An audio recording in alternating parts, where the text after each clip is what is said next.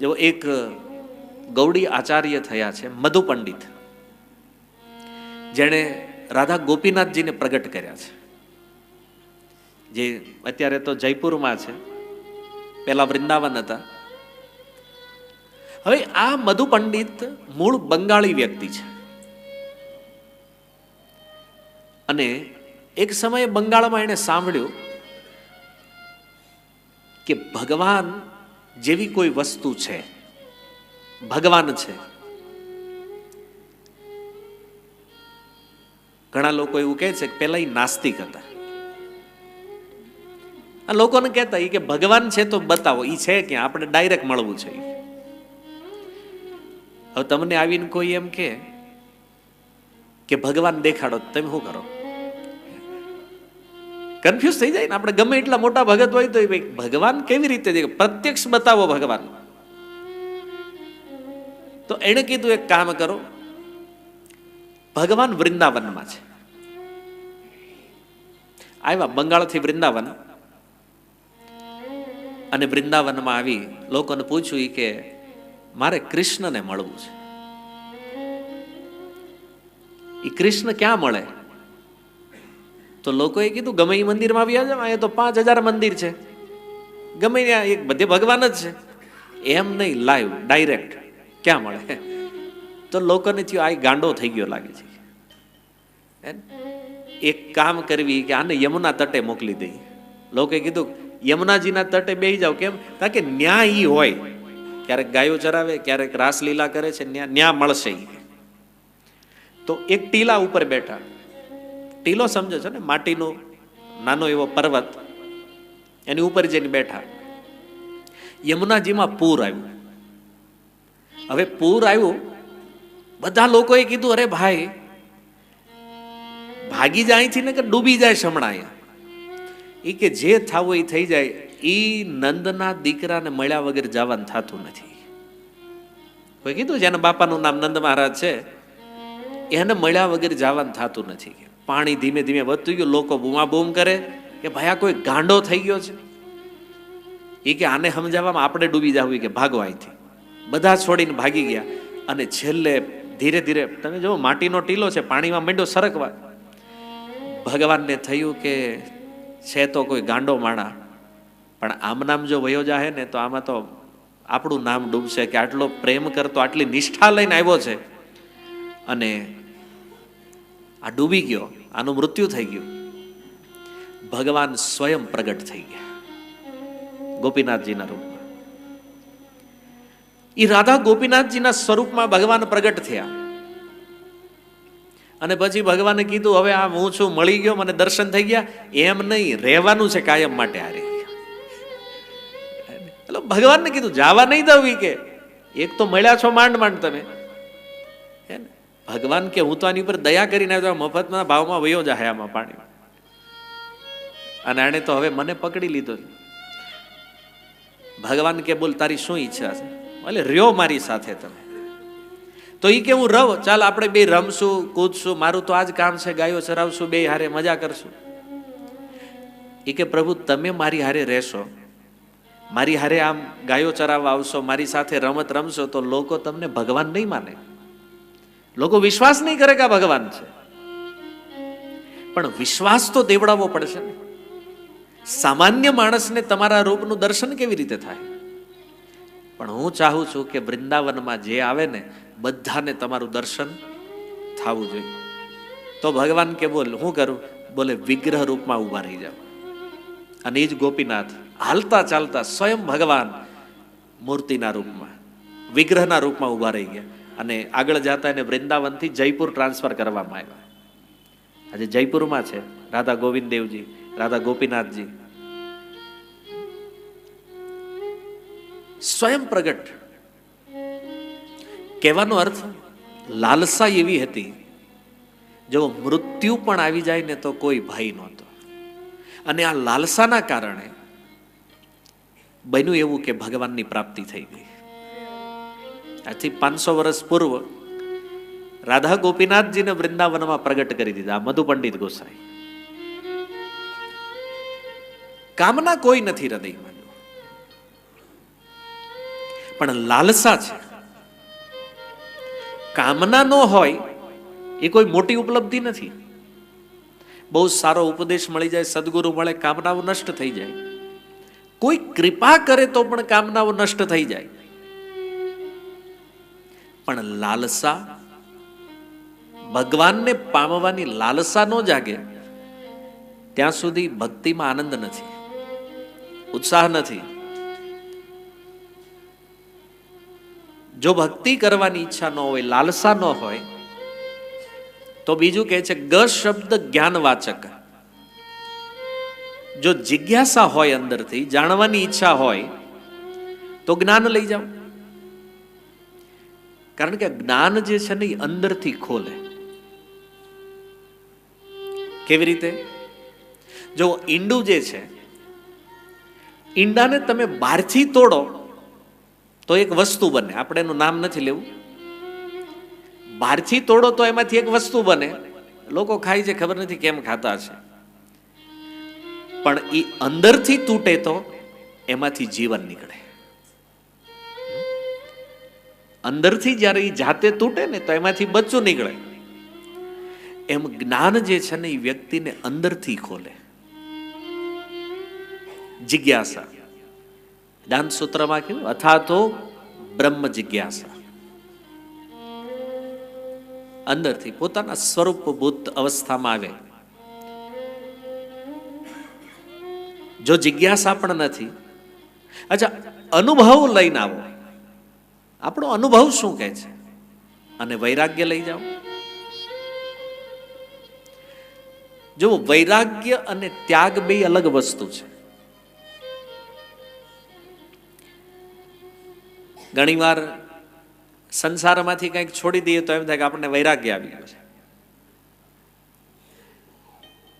પણ વૈરાગ્ય જે છે એટલો પણ આસાન નથી હોતો. એક કથા છે, એક સાધુ હતા, એના 2 શિષ્યો હતા.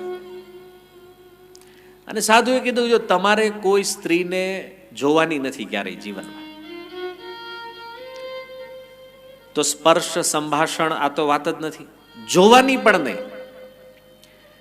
એને કીધું કાંઈ વાંધો નહીં ગુરુજી. ઓકે. અને એક દિવસ 2 નદી કિનારે ચાલતા જતા હતા. એમાં એક સ્ત્રી ડૂબતી હતી નદીમાં. તો એક શિષ્ય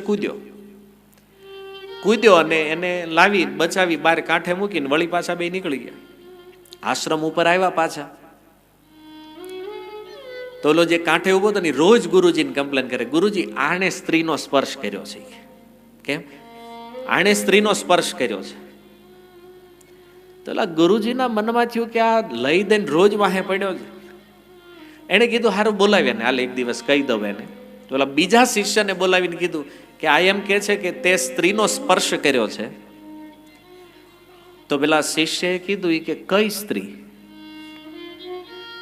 ત્યારે ગુરુજીએ કીધું એણે બચાવી છે, એણે બહાર છોડી દીધી, અને આજ સુધી એ હજી નથી જાણતો એ કઈ સ્ત્રીની વાત કરે છે. એના મનમાં એ સ્ત્રી નથી.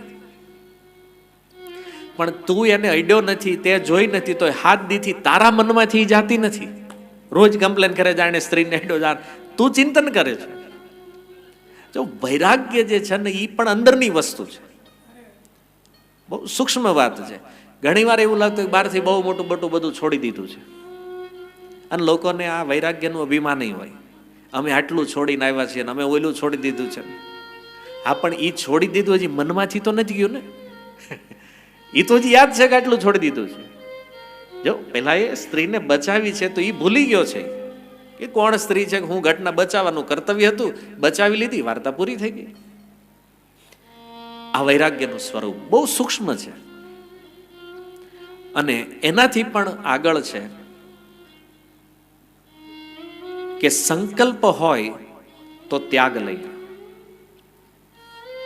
ત્યાગ વૈરાગ્યને ટકાવવા માટે જરૂરી છે. કારણ વસ્તુને સ્વરૂપથી તો છોડી દીધી, પણ ઇન્દ્રિયોમાંથી જ્યારે એ નીકળે તો સમજવું કે આ સાચો ત્યાગ છે. ગોસ્વામી તુલસીદાસજીએ બહુ સારું સમજાવ્યું છે આને. અચ્છા, ત્યાગ કોને કહેવાય? તો કહે છે જાકે પ્રિયન રામ વૈદેહી. મીરાબાઈએ પત્ર લખ્યો છે ગોસ્વામીજીને કે આ મારા જે સ્નેહીઓ છે, સંબંધીઓ છે, ભજનમાં બહુ બાધા કરે, શું કરવું જોઈએ? તો ગોસ્વામીજી એનો ઉત્તર આપ્યો છે કે જાકે પ્રિયન રામ વૈદેહી તજીએ તાહી કોટી વૈરી સમ યદ્યપિ પરમ સનેહી.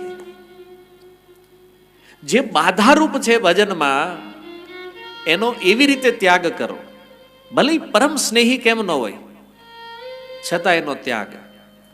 અને ઉદાહરણો સાથે આપ્યા ઘણા. ભરત તજી મહતારી, ભરતજીએ માતાનો ત્યાગ કર્યો છે. રામ ભજનમાં બાધા છે તો મા હોવા છતાં પિતા તેજો પ્રહલાદ. પ્રહલાદજીએ પોતાના પિતાનો ત્યાગ કરી દીધો છે, ભજનમાં બાધા છે એટલા માટે.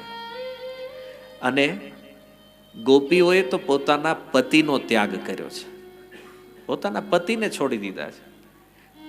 બલિ ગુરુ ત્યજો, બલિએ ગુરુનો ત્યાગ કર્યો છે. ભગવાન અને જીવની વચ્ચે ગુરુ આવે છે ને, ગુરુ શુક્રાચાર્યનો ત્યાગ કરી દીધો બલિ મહારાજે. તો આવા ઉદાહરણોથી ગોસ્વામીજી મીરાબાઈને સમજાવે છે કે ભજનમાં જે વચ્ચે બાધા બને છે આ બધું અસત સંગ છે. અને આ અસત સંગ જે છે આ મોટામાં મોટી બાધા છે ભજનમાં. આ 3 કલાક આપણે અહીં જે બેસીએ છીએ ને, આ 3 કલાક તમારા જીવનનો એવો સમય છે જ્યારે તમે અસત સંગથી બિલકુલ બચેલા છો. કારણ કે અહીંયા બેઠા છો ત્યાં સુધી મનમાં કોઈ ખોટો વિચાર નહીં, અહીંયા બેઠા છો ત્યાં સુધી શરીરથી કોઈ ખોટી ક્રિયાઓ નહીં, અહીંયા બેઠા છો ત્યાં સુધી કોઈની નિંદા ચુગલી કાંઈ થાય નહીં. આ એક સમય એવો છે કથા કે જે આપણને અસત સંગથી બચાવીને રાખે છે, આ સંગથી આપણને દૂર રાખે છે. અને જો અસત સંગ છે ને, દુર્યોધનના જીવનના દુઃખનું મોટામાં મોટું કારણ આ છે અસત સંગ, આ ખોટી સંગતિ. એની પાસે સારા માણસો હતા, પિતામહ ભીષ્મ, દ્રોણાચાર્ય, કૃપાચાર્ય, પણ એની વાત માનતો નથી, એની સલાહ નથી લેતો. કોની સલાહ માને? શકુની. આજીવન કાંઈ પણ થાય, મામા શું કરવું જોઈએ? તો મામા ચડાવી દે ક્યાંક જગડોળે. છેલ્લે હોય 100 કૌરવોને પતાવી દીધા ત્યાં સુધી મામા ઠેકાણે ન રહ્યો. અસત સંગ. જો આજીવન દુર્યોધન મહેલમાં રહ્યો છે છતાં દુખી, અને આજીવન પાંડવો વનમાં રહ્યા છે છતાં સુખી. અર્જુન સુખી છે. કેમ? સંબંધ કૃષ્ણથી છે, અસત સંગનો ત્યાગ છે. અર્જુને જીવનમાં કૃષ્ણની સંગતિ લીધી એટલે એ સુખી છે, અને દુર્યોધને શકુનીની સંગતિ લીધી એટલે એ દુખી છે. કોનો સંગ લેવો છે આ વધારે મહત્વનું છે. જો મનમાં આપણે વિચાર કરતા હોય કે નહીં, હું જેની હારે રહું છું, અમારો સંગ જે છે ને એ તો બહુ સારો છે, માણસો સારા છે. અસત સંગ કહેવાય કોને? જે સંગ ભગવાનથી દૂર લઈ જતું હોય, આ બધું જ અસત સંગ છે. આપણને એમ થાય કે નહીં, પાડોશી બહુ સારા, મિત્રો બહુ સારા, કેમ રોજ રાતે આપણને બેહવા બોલાવે છે. આ વાત સારું, બેહવા બોલાવે, પણ ટાઈમ પાસ કરે છે. બેહીન કરો છો? ક્યારેય બેહવા વાળાએ કીધું કે હાલો માળા કરવી, કે આપણે હાલો કથા સાંભળવી? આવું કહેતા હોય તો એ સંગ સંગ નથી, આ અસત સંગ છે. આપણને એવું લાગતું કે નહીં, આપણા ગામના લોકો છે, આપણા પરિવારના લોકો છે, આપણા નજીકના લોકો, જ્યારે બોલાવી તો હાજર, જે કેવી કામમાં હાજર. આ સંગ તો સારો છે ને? નહીં, આ પણ અસંગ. ભગવાનથી દૂર લઈ જવા વાળો. આપણી દ્રષ્ટિમાં ઘણી એવું સારું વ્યક્તિત્વ હોય કે વસ્તુ હોય, પણ વાસ્તવમાં શાસ્ત્ર દ્રષ્ટિથી જોવો તો એ શું છે? અસત સંગ છે. જે બુદ્ધિને સંસારમાં ફસાવે, આ બધું જ અસત સંગતિ છે. આને છોડવું બહુ અઘરું છે. 30 વર્ષના મિત્ર હોય ઘડીકમાં એમ થાય કેમ મૂકી દેવા, અઘરું છે. વર્ષોથી હારે રહેતા હોય, કેમ છોડી દઈએ આને? પણ એ જોવો કે જીવનના મહત્વપૂર્ણ સમયને આ નાશ કરી રહ્યા છે. ગોસ્વામીજીનો એ શબ્દ કેટલો સુંદર છે કે તજીએ તાહી કોટી વેરીસમ. શત્રુનો જેમ આપણે ત્યાગ કરી દઈએ ને એમ આને છોડવા પડશે. કોને? યદ્યપિ પરમ સમય. ભલે આપણા હૃદયને કેટલાય પ્રિય કેમ ન હોય, એનો ત્યાગ તો કરવો પડશે. કેમ? કારણ કે ઊંધી દિશામાં લઈ જાય છે. ક્યારેક ક્યારેક આપણને મનમાં એવો વિચાર થાય કે આપણે સુધરી જવું છે, આવું થાય ક્યારેક. પણ ત્યાં આપણી મંડળી હવે એ બધું કર્યા કરે કે આપણે કરતા હોય એ કરે. કાઠિયાવાડ છે. આમાં ભાગવતમાં ઘણી કથા હોય. જુઓ, કંસને એકવાર વિચાર તો આવ્યો તો મારે સુધરી જવું છે. ભગવાનનો જયારે જન્મ થઈ ગયો ને પછી કંસ બહુ રોયો દેવકી આગળ કે મેં તમને જેલમાં રાખ્યા, આટલું દુઃખ આપ્યું, આટલું કષ્ટ આપ્યું, હવે જાઓ તમે મુક્ત છો, હવે હું તમને કોઈ કષ્ટ નહીં આપું. બિચારો સુધરેવાનો હતો. પણ જેવો આવ્યો ને એના જે પેલા મિત્રો હતા બધા, આસુરી ટીમ જે હતી, એને મળ્યો હતો કે અરે હવે એક નાના એવા છોકરાથી બી ગયા તમે, અને મહારાજને હલવાડી દીધા. મહારાજ ઉકલી ગયા. હારે રહેવા વાળા ક્યારેક હારે રહીને ભગવી નાખે. અને ઘણી વાર કે તમ તાર આગળ હતો, આપણે હું બેઠો છું અહીંયા, બિચારો માર ખાઈને આવે તોય કે તું કહેતો હતો ને કે હું બેઠો છું. જરાસંઘને એવું થયું. બીજા પહેલી મથુરા ઉપર જયારે આક્રમણ કર્યું તો ભગવાન કૃષ્ણ બલરામ એની સેના નષ્ટ કરી નાખીને જરાસંઘને છોડી દીધો ને તો એને નક્કી કર્યું કે હવે તપસ્યા કરીને જીવન પૂરું કરવું છે, હવે કાંઈ નથી કરવું.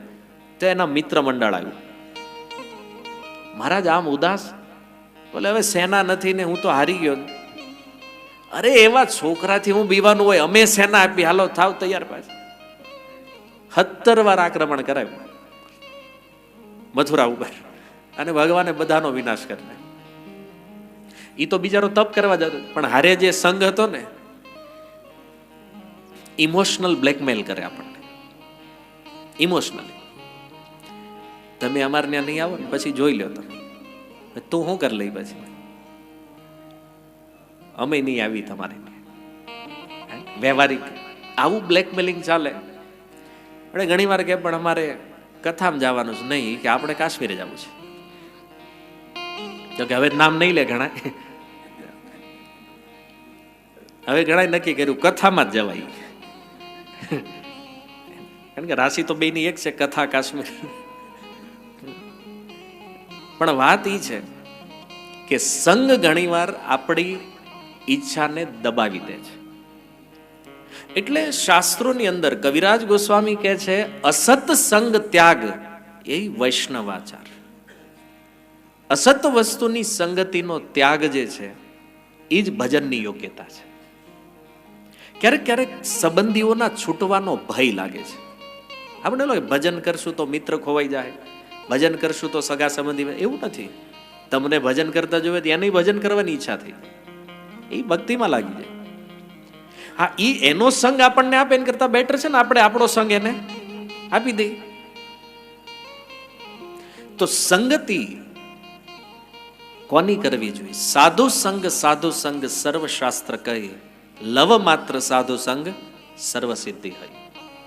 થોડો એવો ભક્તોનો સંગ જે છે ને સિદ્ધિ પ્રાપ્ત કરાવી દે છે. અને બાકી જે સંગ છે ભલે આપણને બહારથી ગમે એટલો સારો લાગતો હોય, મૃત્યુ સમયે આપણું પતન કરાવશે, આ નક્કી છે. એ બેહીને સંસારની ચર્ચાઓ કરીને ફાયદો શું થવાનો છે? આત્માનું કલ્યાણ જે છે ને એ ભગવત ચર્ચામાં છે, ગ્રામ્ય ચર્ચામાં નહીં. ગામની કથાઓ કરવાથી કોઈ ફાયદો નથી. અમેરિકામાં શું હાલે છે, ચાઇનામાં શું હાલે છે, અહીંયા શું હાલે, અમારે બધું જાણવું. શું કરશો જાણી? આપણું કઈ હાલે? તમે અહીંથી એમ કહો કે ભાઈ અમેરિકાનો આ નિર્ણય અમને મંજૂર નથી, પણ તમારું સાંભળે જ કોણ? તમે આખી સોસાયટી હારે બેહીને ડિસ્કશન કરી નિર્ણય લીધો કે નહીં ટ્રમ્પને આ ન કરવું જોઈએ, પણ એ તમારું સાંભળે? આપણો દીકરો નથી સાંભળતો ભાઈ. તો આપણે એવા વિષયોમાં ટાઈમ વેસ્ટ કરીએ છીએ કે જે આપણે કામના જ નથી, જેની યાર કોઈ મતલબ જ નથી. છતાં એક ભ્રમ છે મનમાં કે જો હું આ નહીં જાણું, જો હું આ નહીં સમજું તો હું ઘણો વાહે રહી જાય, મને લાભ નહીં થાય, મને આમ નહીં થાય, તેમ નહીં થાય. જોવું પણ એક વિચાર કરો કે મૃત્યુ આવવાનું છે એ નક્કી છે. આ સનાતન સત્ય છે. આજ નહીં તો કાલે શરીરો તો છોડવાના છે, પણ એના માટે કોઈ તૈયારી નથી તો આ કેટલું મોટું દુઃખ છે. અને આના વિષયમાં લોકો વિચાર કરવા તૈયાર નથી. સાંભળવાની તો વાત જવા દો. કાલની ખબર નથી શું થવાનું છે. આજ રાતે સૂતા કાલ આંખ ખુલશે કે નહીં એની ગેરંટી નથી. તો આટલો મહત્વપૂર્ણ જે વિષય છે આની ઉપર કોઈ વિચાર નથી. પણ જે કોઈ વસ્તુ કામની જ નથી, જે વસ્તુથી આપણને કોઈ મતલબ નથી, આવી વસ્તુઓમાં ટાઈમ પાસ કેટલો કરીએ છીએ. તો આ અસત સંગ આપણા અમૂલ્ય સમયને નષ્ટ કરે છે. એક રાજાની સભામાં પ્રશ્ન થયો, આ જગતમાં સૌથી વધારે બળવાન કોણ છે? કોઈ કે હાથી બળવાન છે સૌથી વધારે, કોઈ કે ઘોડા વધારે બળવાન છે. એક વિદ્વાને કીધું સમય બળવાન છે. એક વાર નીકળ્યો જીવનમાંથી, લાખ પ્રયત્ન કરવા છતાં એ સમય પાછો આવતો નથી. એક ક્ષણ પાછી ન લઈએ. જીવનની બધી સંપત્તિ આપી દો છતાં એ વીતી ગયેલી એક ક્ષણ કોઈ પાછી આપી શકે નહીં. અને આવો સમય જે છે ને આપણે ક્યાં બગાડીએ? ગ્રામ્ય કથા. તો અસત સંગનું આ પરિણામ છે. દુર્યોધનના દુઃખનું આ કારણ છે. હસ્તિનાપુરનું આખું સામ્રાજ્ય એના હાથમાં છે, તોય જીવનભર રોતો હતો, મરતા મરતા તે રોતો હતો. આ દુઃખ છે. અસત્સંગનું આ પરિણામ છે. અને સત્સંગ, વનમાં પણ પાંડવો સુખેથી સૂઈ જાય છે, કોઈ કષ્ટ નથી.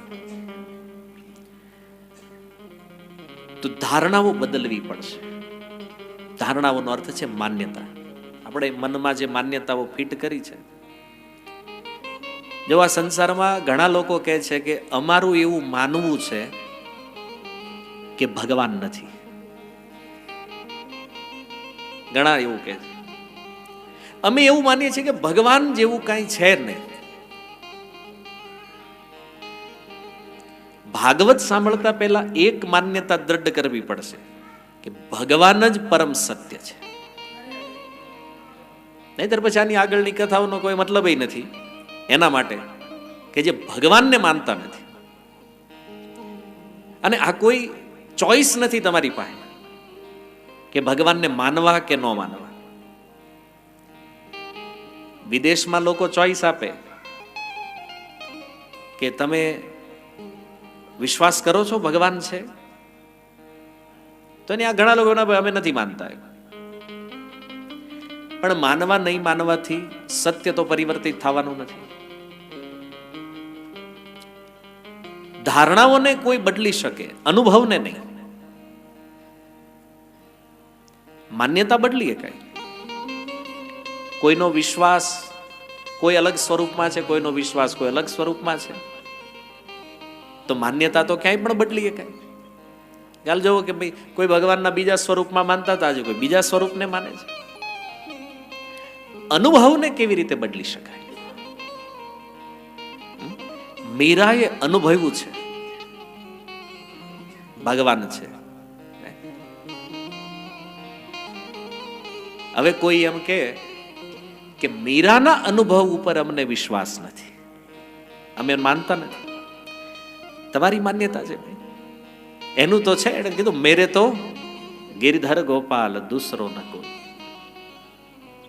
દુનિયા તમે માનો કે ન માનો, અમારે શું મતલબ છે ભાઈ? કેમ? કોઈ પૂછું મીરા આટલો વિશ્વાસ કેમ છે કૃષ્ણ ઉપર? બોલે વિશ્વાસ કેમ નહીં, મારી હારે તો નૃત્ય કરે છે. મારા રૂમનો દરવાજો બંધ થાય તો કૃષ્ણ નાચે છે મારી હારે, હું કેમ અસ્વીકાર કરું એનો? કોઈ ઝેર આપે તો એનું અમૃત બનાવે છે. હું કેમ અવિશ્વાસ કરું? મહેતા નરસિંહને પૂછ્યું, ભગવાન છે? બોલે મારો અનુભવ છે. કેમ? મેં જોયા છે. મહેતા જોયા છે, 1-2 વાર નહીં, 52 વાર જોયા છે. મહેતા કે આ મારો અનુભવ છે. ભગવાન શિવને પૂછ્યું છે તો એણે કીધું છે, સત હરિ ભજન જગત સબ સપના, કહુ ઉમા અનુભવ અપના.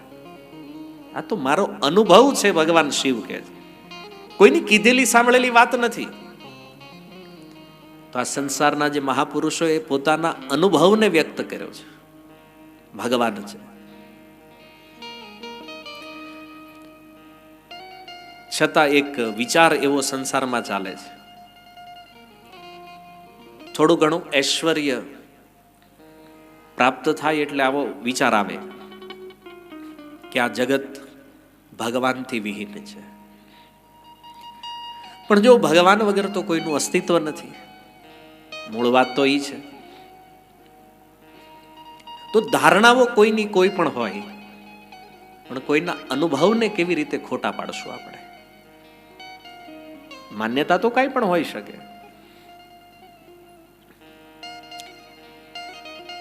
જો સનાતન ગોસ્વામી, ચૈતન્ય મહાપ્રભુના જે ષડગોસ્વામી છે, એમાંથી એક આચાર્ય થયા છે સનાતન ગોસ્વામી. આ સનાતન ગોસ્વામી જ્યારે વૃંદાવનમાં ભજન કરતા અને એમણે પણ ભગવાનના એક સ્વરૂપને પ્રગટ કર્યું છે, રાધા મદન મોહનજી. મદન મોહનજીનું સાક્ષાત સ્વરૂપ જે આજે કરોલીમાં છે, જયપુરથી 125 કિલોમીટર છે કરોલી. આ એનો અનુભવ છે.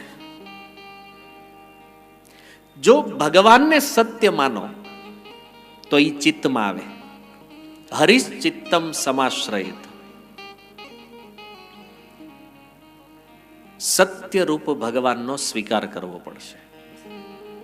અને ભગવાન આવે તો આનંદ આવે, ભગવાન જાય તો પણ આનંદ છે.